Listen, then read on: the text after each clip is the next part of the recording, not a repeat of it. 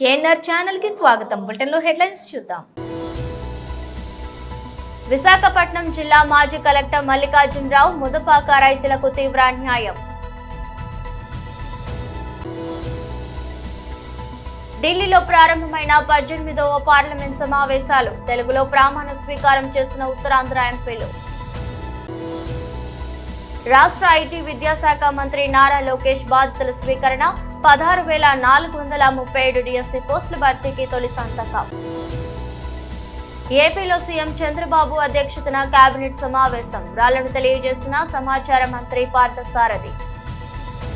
YSR party అండదండలు చూసుకుని విశాఖపట్నం జిల్లా మాజీ కలెక్టర్ మల్లికార్జునరావు ముదపాక రైతులకు తీవ్ర అన్యాయం చేశారని విశాఖపట్నం జిల్లా ముదపాక గ్రామానికి చెందిన ల్యాండ్ టైటిలింగ్ రైతులు కలెక్టర్ పేరు ఆగ్రహం వ్యక్తం చేశారు. ముదపాక గ్రామంలో రైతులు ల్యాండ్ పూలింగ్ సంస్థల వద్ద కలెక్టర్ తీరుపై నిరసన వ్యక్తం చేశారు. ఈ సందర్భంగా రైతులు నీలాపు రమణ, ముదపాక రమేష్ మాట్లాడుతూ ముదపాక గ్రామంలో ల్యాండ్ పూలింగ్ పేరుతో విశాఖ జిల్లా కలెక్టర్ మల్లికార్జునరావు రైతుల వద్ద నుంచి దౌర్జన్యంగా భూములు లాక్కొని కాలనీ నిర్మాణం చేపట్టారన్నారు. దీనిపై రైతులందరూ కోర్టును ఆశించిన కలెక్టర్ నిర్మాణాలు ఆపలేదని ఆవేదన వ్యక్తం చేశారు. రైతులకు నష్టం చేసిన జిల్లా కలెక్టర్ మల్లికార్జునరావుపై రాష్ట్ర ప్రభుత్వం సిపిఐ చేత విచారణ జరిపించి కఠిన చర్యలు తీసుకోవాలని డిమాండ్ చేశారు. ఈ ధర్నా కార్యక్రమంలో రైతు సంఘం నాయకులు భీమేష్, ముదపాక అప్పారావు, పర్రి శివ, గోరపల్లి సత్యరావు కుమార్ పలువురు రైతులు పాల్గొన్నారు. భూములు ఇచ్చే రైతులమే ల్యాండ్ పోలింగ్ అని తీసుకొని మన విశాఖ కలెక్టర్ మాకు తీరని అన్యాయం చేసి వైసీపీ పొత్తులాగా పనిచేసి అతను కోట్ల రూపాయల విలువైన భూములు మా దగ్గర నాక్కొని ఒక పెద్ద అసామితో చేతులు కలిపి మాకు అన్యాయం చేసి ఈరోజు కోర్టులకి న్యాయస్థానాలకి మాయ మాటలు చెప్పి ఈరోజు మాకు అన్యాయం చేసి కలెక్టర్ని ఒక సిబిఐ విచారణ వేసి ఇతని మీద చర్యలు తీసుకోవాలని ప్రభుత్వానికి నారా చంద్రబాబు నాయుడు గారికి, పవన్ కళ్యాణ్ గారికి నేను నేరుగా కోరుతున్నాను. మా ముదపాక ప్రజల కష్టాలు రామ ఎమ్మెల్యే గారికి వీళ్ళందరూ కూడా తెలిసి అన్యాయం పూర్తిగా ముదపాక ప్రజల్లో పూర్తిగా అన్యాయం జరిగిపోయింది. భూములో రైతులను తీసుకొని అందరూ కూడా తీసుకొని న్యాయం చేసి కొద్దిగా సీఎం గారు మాకు కోరుతారని ఈరోజు మేము ప్రెస్ మీట్ ఇక్కడ పెట్టి సీఎం వరకు వెళ్తుందని. సార్ సీఎం గారు మీరు చాలా మంచి పని చేశారు. వైజాగ్ కలెక్టర్ని వెంటనే బదిలీ చేశారు. ఇతను ఎన్ని జిల్లాలో ఎస్సీ రైతులకి అందరికీ కూడా భూములు లాక్కొని చాలా అన్యాయం చేశాడు ఈ కలెక్టరు. చాలా మంచి పని చేశారు. ఎక్కింతో ఈ వైజాగ్ కలెక్టర్ని మార్చడం వల్ల మేము చాలా మేలుకొని మాకు న్యాయం చేస్తారని కోరుతున్నాం. నా పేరు నీలాపురమ్న, ముదపాక విలేజు.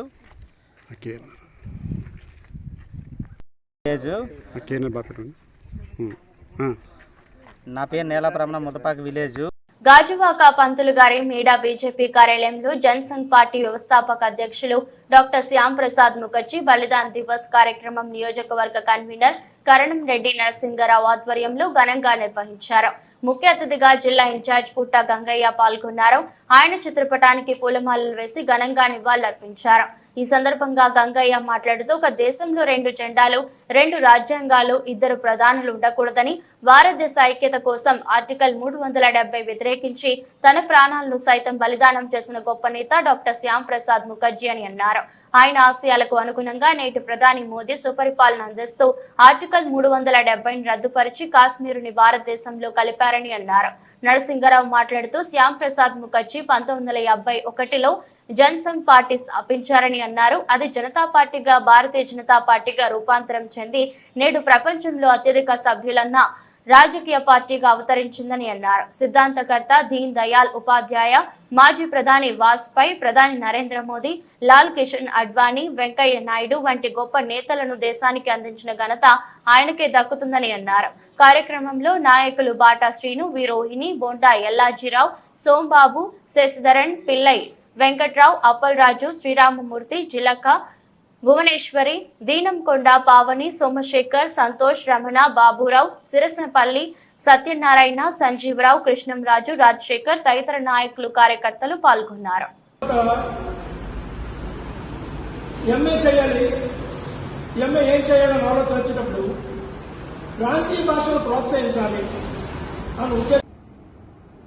ఈరోజు జనసంఘ్ వ్యవస్థాపక అధ్యక్షులు మాజీ కేంద్ర మంత్రివర్యులు డాక్టర్ శ్యాంప్రసాద్ ముఖర్జీ గారి పుణ్యతిథి బలిదాన్ దివస్ సందర్భంగా మా పార్టీ పెద్దల ఆదేశాల మేరకు గాజువాక బీజేపీ కార్యాలయంలో ముఖ్య అతిథిగా మా జిల్లా ఇన్ఛార్జ్ గారు శ్రీ పుట్ట గంగయ్య గారు పాల్గొని ఆయన చిత్రపటానికి పూలమాల వేసి ఘనంగా నివాళులు అర్పించడం జరిగింది. డాక్టర్ శ్యాంప్రసాద్ ముఖర్జీ గారి సేవలు అందరికీ కూడా తెలియజేయడం జరిగింది. ఆయన ఆశయాలకు అనుగుణంగా ఏదైతే ఆయన ఉన్నప్పుడు ఆర్టికల్ 370 అక్కడ జమ్మూ కాశ్మీర్లో ఒకే భారతదేశంలో ఒకే జెండా ఉండాలి, ఒకే ప్రధానమంత్రి ఉండాలి, ఒకే రాజ్యాంగం ఉండాలని ఆయన నినాదం. ఆయన యొక్క ఆశయాలకు అనుగుణంగా దేశ ప్రధాని నరేంద్ర మోదీ గారు ప్రధానమంత్రి అయ్యాక ఆర్టికల్ 370 రద్దుపరిచి శ్రీనగర్ని మన భారతదేశంలో కలపడం జరిగింది. ఇప్పుడు అక్కడ కూడా మన భారతదేశంలాగే ఒకే జెండా, ఒకే ప్రధానమంత్రి, ఒకే రాజ్యాంగం నడుస్తుంది.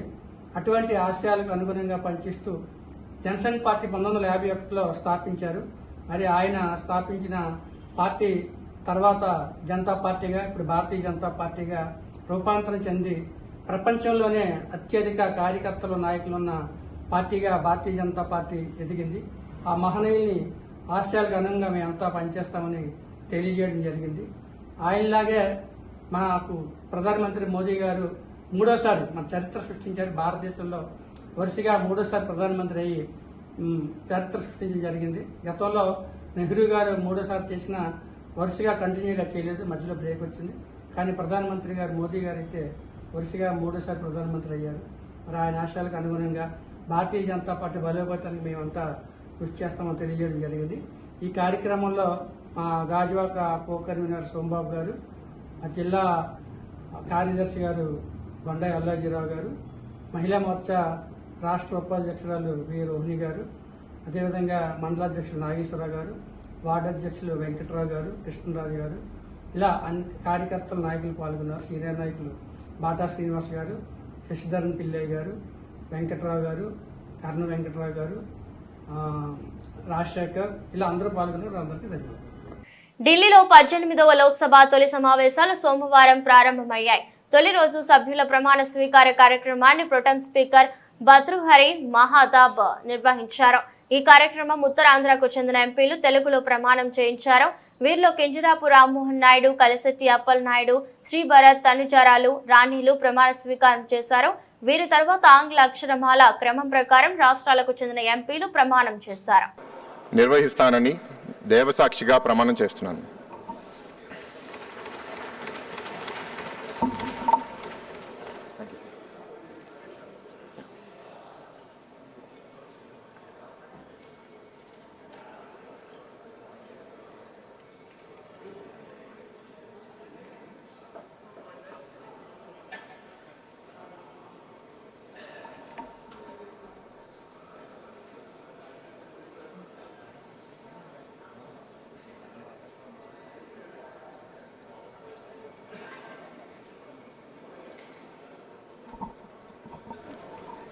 శ్రీ కింజరాపు రామ్మోహన్ నాయుడు అనే నేను లోక్సభ సభ్యుడిగా ఎన్నికైనందున శాసనం ద్వారా నిర్మితమైన భారత రాజ్యాంగం పట్ల నిజమైన విశ్వాసం, విధేయత చూపుతానని, భారతదేశ సార్వభౌమత్వాన్ని, సమగ్రతను కాపాడుతానని, నా బాధ్యతలను శ్రద్ధాశక్తులతో మరియు అంతఃకరణ శుద్ధితో నిర్వహిస్తానని దైవ సాక్షిగా ప్రమాణం చేస్తున్నాను.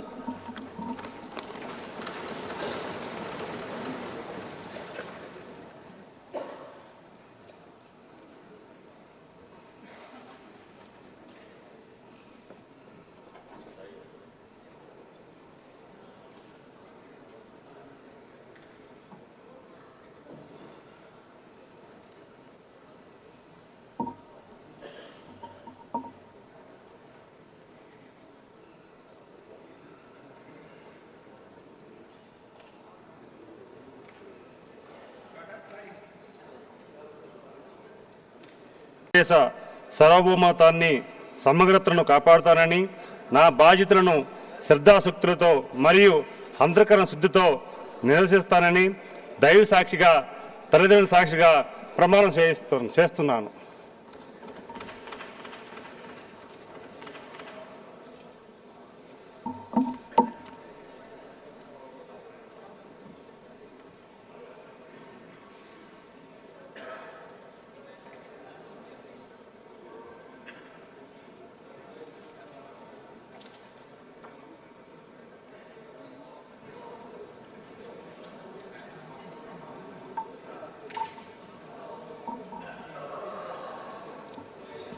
मैं डॉक्टर गुम्मा तनुजा रानी जो लोकसभा की सदस्य निर्वाचित हुई हूँ, ईश्वर की शपथ लेती हूँ कि मैं विधि द्वारा स्थापित भारत के संविधान के प्रति सच्ची श्रद्धा और निष्ठा रखूंगी। मैं भारत की प्रभुता और अखंडता अक्षुण्ण रखूंगी तथा जिस पद को मैं ग्रहण करने वाली हूँ उसके कर्तव्यों का श्रद्धापूर्वक निर्वहन करूंगी। రాష్ట్ర ఐటీ విద్యాశాఖ మంత్రిగా నారా లోకేష్ పదవి బాధ్యతలు చేపట్టారు. సచివాలయం 4వ బ్లాక్లోని తన ఛాంబర్లో ప్రత్యేక పూజలు చేసి అనంతరం బాధ్యతలు స్వీకరించారు. పలు దస్త్రాలను ఆయన పరిశీలించి మెగా డిఎస్సి సంబంధిత దస్త్రంపైనే లోకేష్ తొలి సంతకం చేశారు. 16,437 పోస్టుల భర్తీకి విధి విధానాలను కేబినెట్ ముందు పెట్టే ఫైల్స్ పై ఆయన సంతకం పెట్టారు.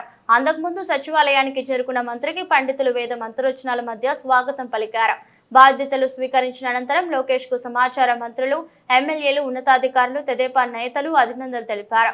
మంత్రులు వంగల్పూడి అనిత, గుమ్మిడి సంధ్యారాణి, సవిత, టీడీపీ రాష్ట్ర అధ్యక్షుడు పల్లా శ్రీనివాసరావు, ఎమ్మెల్యే బోండా ఉమామహేశ్వరరావు, ఎమ్మెల్సీలు కంచర్ల శ్రీకాంత్, భూమిరెడ్డి, రామ్ గోపాల్ రెడ్డి తదితరులు పాల్గొన్నారు.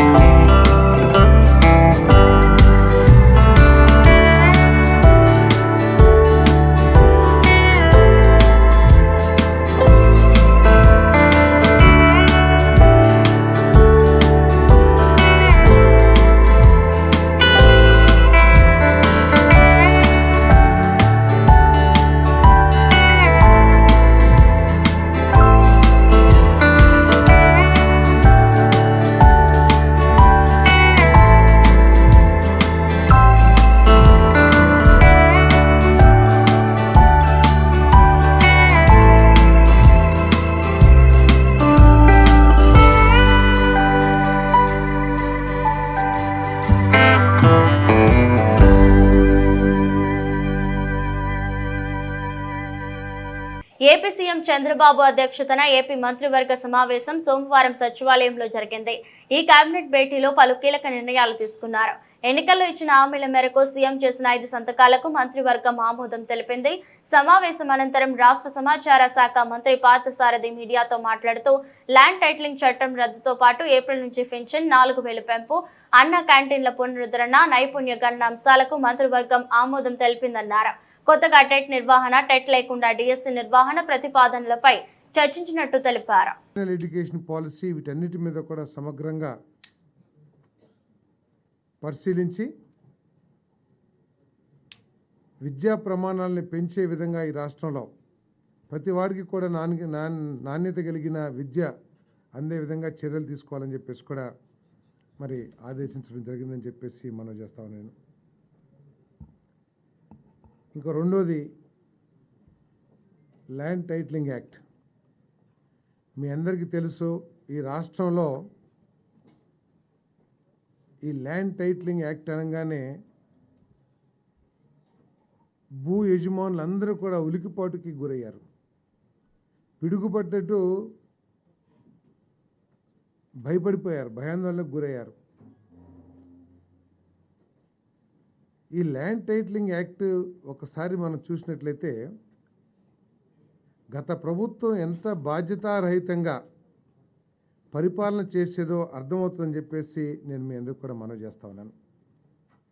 ఎందుకంటే ఈ ల్యాండ్ టైటిలింగ్ యాక్ట్ యొక్క ఉద్దేశం దేశంలో కానీ రాష్ట్రాల్లో కానీ ఈ భూములకు సంబంధించిన లిటిగేషన్స్ తగ్గించాలనే ఒక లక్ష్యంతో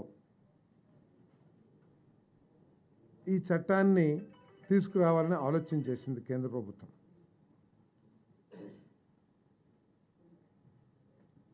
ఈ రాష్ట్రంలో ఆమోదించినప్పుడు ఏం చెప్తున్నారంటే వాళ్ళు కేంద్ర ప్రభుత్వం తీసుకొచ్చిన అంటే బీజేపీ తీసుకొచ్చిన చట్టాన్ని మేము అమలు చేశాము అని చెప్పేసి చెప్తా ఉన్నారు.